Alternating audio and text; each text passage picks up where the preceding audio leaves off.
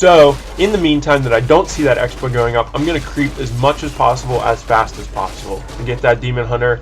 Once that Demon Hunter hits level 4, he's like invincible. So, having level 4 Demon Hunter is really a strong part of the army. So you see, here comes that tower push, as I kind of expected, and here comes the AP coming into play. Okay, so that not only does that buy me time, but that basically forces him to focus that tower first, which is really good for me, because it forces him to get out of position. And what would have happened, like, if he ran around over to the right, I would have just uprooted that AP and put it further over to the right, like in between the lore and the Moonwell or something. And I would just keep kind of walking it back and forth until he decided to fight somewhere. And basically that AP just gives me perfect position on his army. Those riflemen are missing. I forget what exactly the percentage is for missing uphill, but it basically like gives your entire army evasion, which is really imba. And I have no reason to charge out right now, but at this point he should be extremely scared because he cannot fight my army. I'm at 57 food, he's at 54 food. Heroes are 3-3-3-3. Yeah, so I'm really gonna win this fight. Okay, so first thing, this is actually something I should note. You always want to get an invul or an anti-magic potion on your Demon Hunter. The reason being is they're going to slow him every single time, and he's just going to stay slowed the entire fight if you don't have one. And they'll focus him with the Naga. Basically, his movement speed, his attack speed, everything will just be completely slowed. And that's a really good way to neutralize the DH. And that invul pot or anti-magic pot, that's a good way to counter that, basically counter the counter to to the Demon Hunter, so to speak, if you want to think about it that way. Okay, yeah, so I'm at 45 food, he's at 53 food. Still not really worried, to be honest. Just going to keep making the same army. I think he's going to come back and try and do one last push, and then it's going to be a good game. You see on my Demon Hunter I have a heal scroll, and I bought that anti-magic pot again. Bought another TP. Reason I bought the TP is I want to go creep that red. I really want to go creep that red in the top right. Drops a ridiculous item, gives you a ton of experience. It would have given me 4-4 on both my heroes. You see he's going to come and I'm going to have to TP back. But unfortunately I couldn't do it, but it doesn't really matter. But had I crept that red, I would have been in a much better position to be able to fight him. But here he comes to my base again. That AP is going to go to work on his army right at the start. Honestly, it's like that AP, you don't get it in terms of damage. It really doesn't do that much damage. You get it because it forces him to focus that first, and it buys you some time. See, like what I just did, it buys you some time to TP in.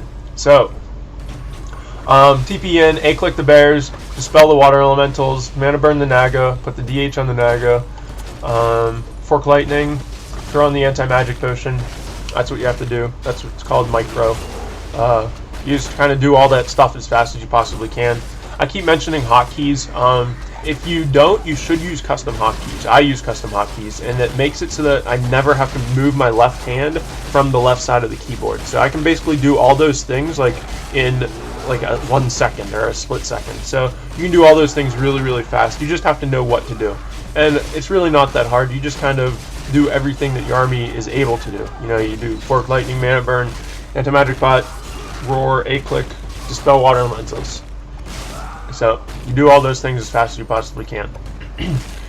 In terms of the order that you do them, it doesn't really matter. As I was saying, if you have those hotkeys and you can do them really quickly, it doesn't really matter what order you do them in. You just want to do them all as fast as possible. Okay, so game's over. He asked me for my veto. Obviously, I vetoed Lost Temple because Lost Temple is the worst Night Elf map, and not only probably, if not the best, one of if not the best human maps. So I veto that Lost Temple, and he picks Turtle Rock, which is kind of an interesting pick because Turtle Rock is generally considered a Night Elf map. I think he was a little bit rushed, and I think he was hoping for a close spawn. So anyway, get that third game queued up. Third game is on Turtle Rock. And yeah, so I'm actually kind of scared of a close spawn, and I was talking to my teammates, and I was like, hey, do you guys think I should do a Tavern build or an Altar build? Because the thing is, he beat my Dark Ranger, so I was kind of afraid of doing a Dark Ranger. But if I go Demon Hunter, I mean, basically it's easier to stop the close spawn tower rush if you have an altar build, because you have those 3 archers out, and you can get whatever hero you want. So you can get like a Fire Lord to help stop it. Fire Lord's really good against that, or you can get Dark Ranger, and a Dark Ranger's obviously good. And basically, I just decided to go for Dark Ranger. I use Dark Ranger a lot, so I'm not like afraid of using him. Demon Hunter is better in the long run, but I was kind of afraid of that close spawn tower rush. So I did the altar build. We're gonna do this game at 2x speed because it is a little longer.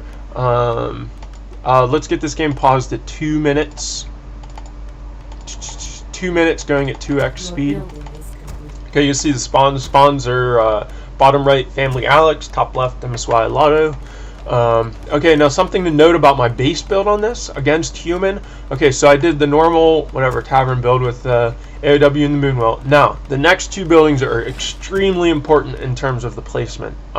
So, you'll see my Moonwell is up in the little nook and cranny in the top of my base, and the altar is down in the bottom left, of my base. Okay. The reason I did that is you want to get them as far away from that close spawn as possible, because what people will do as soon as they see it's close spawn, they'll send all of their militia and they'll cancel their altar, and then as soon as their archmage comes out, they'll come and tower you, and you won't have a hero because you don't have an altar. Another thing I do is like you can build you can honestly build the altar anywhere you want, but the point is you want to get it as far away from that the human base as possible. So you can build it. You can even build it like up by the tavern, and it creates like a nice little scout thing too if you build it up there. Or you can build your Moonwell up there. But the point is you have to keep those buildings as far away as possible. Now, if you take a look at the placement of my first Moonwell, the reason I did that is because most of the time, okay, so they'll run their militia over.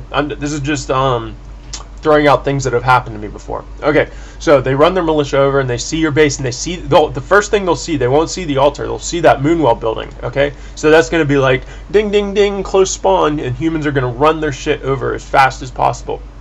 Now, the reason I built the Moonwell back there is because you'll see, first of all, it's surrounded by trees, so it can't be attacked by as many units, and you can basically like surround it with your own wisps, which is good, so that can save the Moonwell. And also, if you take a look at the placement of my first Moonwell, as I was saying, the first Moonwell, it kind of creates like a little bit of a block with the tree. Okay, so what's going to happen is if he's going to run all of his militia back there, my tree is going to whack at every single thing that comes by there. And that tree of life does 41 to 50 damage, which is absolutely huge in terms of the first like 2 minutes of the game.